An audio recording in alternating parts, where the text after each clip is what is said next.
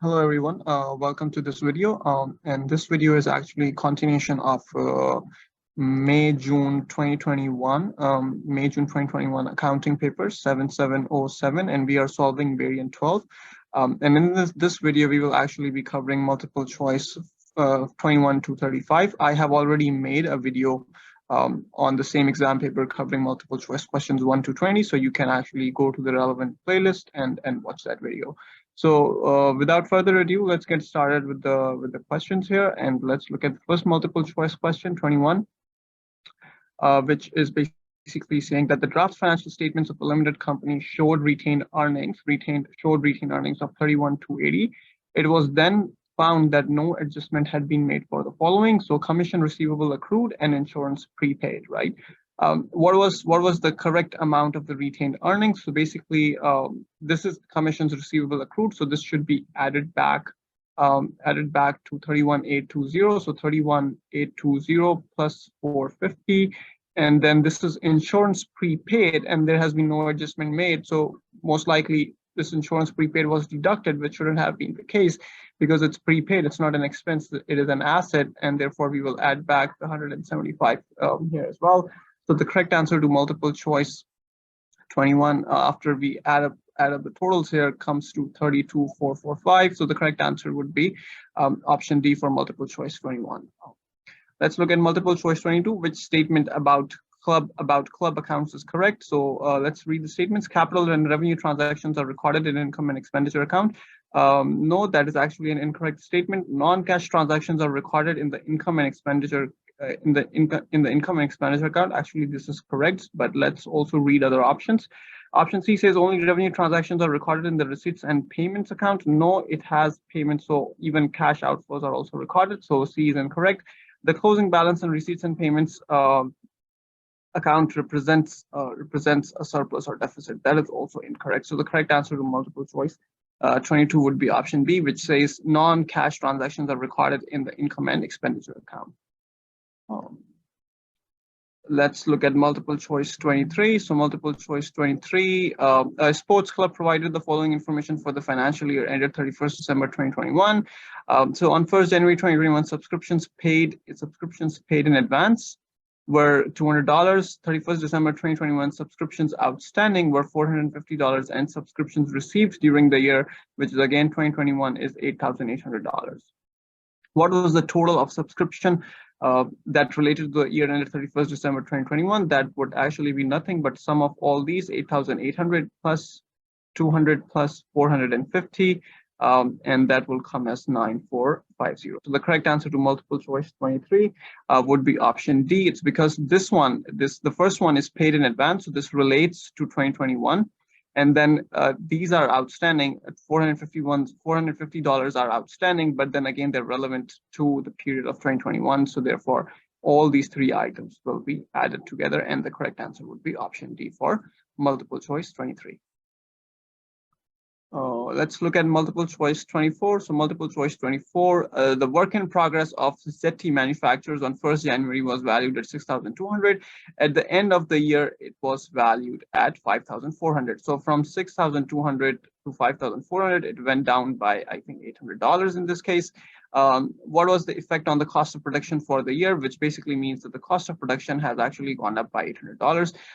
In other words, the company ZT Manufacturers had actually produced $800 of goods and services or goods, and therefore their value of work in progress has gone down. So therefore, the cost of production is actually going to increase by $800, and the correct answer to multiple choice 24 would be option C. Let's look at multiple choice 25. So multiple choice 25, a manufacturing company provided the following information. So we have cost of production, finished goods, and the purchase of finished goods. What was the cost of sales? So we need to calculate cost of sales. So the first thing that you would do is 345,000 plus 42,000, which is opening, finished goods minus 36,000, which will give you cost of sales X. And then you will need to add back the 15,000 as well, because the purchase of finished goods will be part of the cost of sales. So once you calculate these numbers in here, let me just do this on my calculator very quickly. And the correct answer to multiple choice 25 will be option D. So when you sum these, when you sum these up, then you will get $366,000, right? So first thing you have to start from $345,000. You add back $42,000. Minus $36,000. It's very similar to how you calculate cost of sales. Actually, the only additional step in this case would be that you will have to add back $15,000 to the cost of sales, because that is also a cost of sales. All right, so the correct answer to multiple choice 25 would be option D. Let's look at multiple choice 26. So multiple choice 26, Tahir provided the following information for the first year of trading. Tahir's gross margin was 25%. What was the value of closing inventory? Again, you will have to just know the formulas here. The question is not very difficult. The first thing that you will do is calculate the net sales. So net sales would be $170,000 minus $6,000, which would be $164,000 times 25%, right? So you will do the 25%, and this will give you, this will actually give you the gross profit. This is going to give you the gross profit. Once you have the gross profit, then it's not very difficult to calculate closing inventory, because there is no opening inventory. In this question, there is no opening inventory. If you're wondering if there is any opening inventory, there is no opening inventory because it's a first year of trading for the company. So there is no opening inventory. But once you have calculated the gross profit, now you can do $170,000 minus $6,000 minus the gross profit will actually give you cost of sales. And then you just need to simply take the difference between purchases minus cost of sales. And once you run the numbers, once you run this logic in here, you will actually come to the correct answer. And again, let me run these numbers through my calculator very quickly. 164 times 25%. That's my gross profit. And the correct answer to the closing inventory in this case would be option C, $6,000. So my cost of sales, so my purchases is 129, and my cost of sales is 126, and therefore this gives me the difference of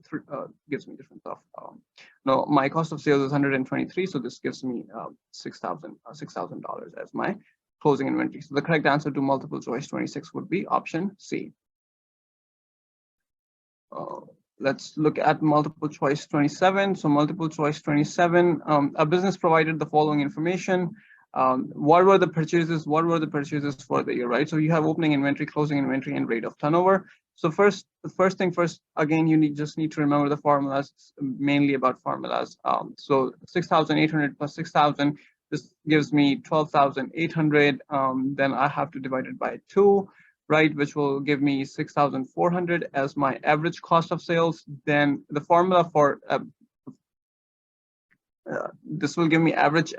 Basically, this is my average inventory, right? So the formula for inventory turnover is nothing but cost of sales over average inventory, and the formula here. So this is 5, and average inventory, you replace it with 6,400. So cost of sales would be 6,400 times 5.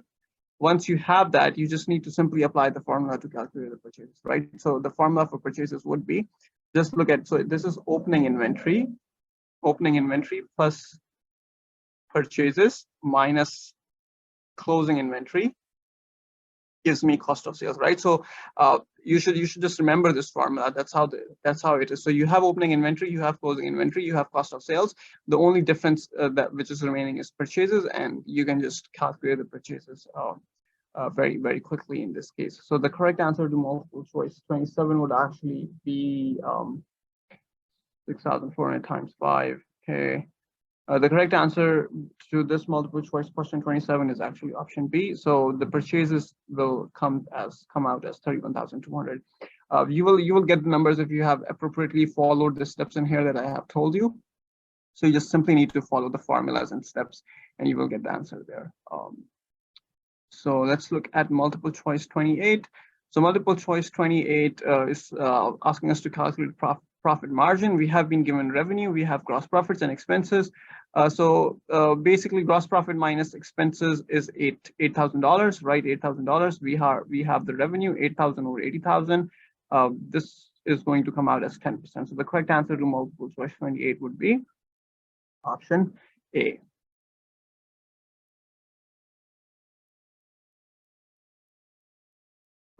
let's look at multiple choice 29. A trader provided the following information. We have profit for the year, working capital, and non-current liability. Okay, what was the return on capital employed? So capital employed will actually include, it would be the sum of 120K, which is capital, plus 30K, which is non-current liability, and that comes out with 150. So return on capital employed would be 24,000 over $150,000, and that would come out as 16%. So the correct answer to multiple choice 29 would be option B. Let's look at multiple choice 30. So multiple choice 30 is basically saying Samuel, a trader, decided to issue statements of account each month. Which ratio does Samuel hope to improve by doing this? Current ratio? No, actually, that has nothing to do with statement of accounts. Apparently, very bleak in that sense. If A is incorrect, then B is automatically incorrect. Statement of accounts are Samuel is going to issue the statement, so this is nothing. So it has nothing to do with trade payables. In trade payables, Samuel should receive statement of accounts, right? So basically, the correct answer to multiple choice 30 would be option D, trade receivables turnover. So he's trying to issue, Samuel is trying to issue statement of accounts to his customers in a sense, and then and with that he's going to track the amount of time which is taken by the accounts receivable to pay him, and therefore he would try to improve on that and collect the payment as fast as he can. So let's look at multiple choice 31 now. 31 says John's rate of inventory turnover was 10 times in year 1 and 8 times in year 2. So there is a fall in inventory turnover. What may have caused a change in the inventory turnover? Fall in demand. Actually, this could be very much correct, 31A. But let's look at the other options. Higher sales. No, if there's a higher sales, then the inventory turnover should go up. So this is incorrect. Lower inventory levels. Again, no, that is incorrect, because then again, this will actually shoot up the inventory turnover. Lower selling price as well. No, again, if it has a lower selling price, it will have higher sales. Higher sales mean the company needs higher inventory. So this is also incorrect. So therefore, the correct answer to multiple choice 31 would be option A, fall in demand. Because there is a fall in demand, the inventory is being held up by John at his company or his warehouse, and therefore he's not able to sell them, and the inventory turnover will go down. Let's look at multiple choice 32. So multiple choice 32 says Maya had annual revenue of $100,000. In year 1, her gross margin was 45% and her profit margin was 5%. In year 2, her gross margin was 40% and her profit margin was 3%. What happened to Maya's cost of sales and expenses in year 2? So in year 1, her gross margin was 45% and her profit margin was 5%. In year 2, the gross margin went down by 5% and the net profit margin went down by 2%. So it's not really proportionate in here. What happened to Maya's cost of sales and expenses? So cost of sales has definitely increased. So it's not C and D, right? So, well, cost of sales have increased. That's why the gross margin. So it's not A and B. It's either C or D, right? So basically, what has happened? So this has went down by 5%. Gross margin profit has went down by 5%. That means the cost of sales have went up, and expenses probably have went down. That's why there's not a proportional decrease. Otherwise, it should be actually negative. So basically, the cost of sales have increased and expenses have decreased. So the correct answer to multiple choice 32 would be option C. Let's look at multiple choice 33. So multiple choice 33. Why would a bank manager be interested in the financial statements of a business? A bank manager is interested in the financial statement of business. Nothing has to do with trade payable. No. The correct answer to multiple choice 33 would be option D.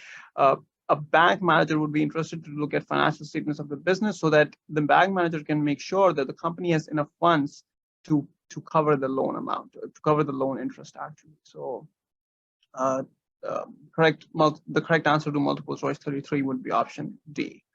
Let's look at multiple choice 34. Revenue should only be regarded as earned when the legal title of goods and services passes from the seller to the buyer. Which accounting principle does this statement refer to? It is referring to realization.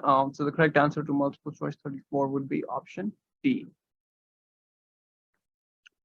Let's look at multiple choice 35. Multiple choice 35 again is about accounting principles. So you see the last few questions always are about accounting principles. So that tells you that how important accounting principles is in terms of topic, that you must prepare for this topic for your exam.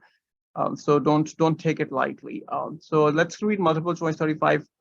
It says the information provided in financial statements should be capable of being independently verified. Which accounting principle does this statement refer to? And that refers to actually reliability. The financial statements should be reliable enough so that if a third party comes in and checks the financial statements, they should always check out. In other words, they should be correct and verified, could be verified independently, and therefore the correct answer to multiple choice 35 would be option C. Thank you very much for watching this video until the end. And if you think this video was helpful to you, please don't forget to subscribe to my channel, because that would act as a motivation for me to make more videos. And it will also help my YouTube channel to spread around. That's how the YouTube algorithms works, unfortunately speaking. But, we got to play this game apparently. So I would very much appreciate if you could subscribe to my channel and comment down below about your suggestions for any other accounting topic that you are stuck on for your exams. And please feel free to share with your friends if you think this video would be helpful to them. And thank you very much for watching this video again. Thanks.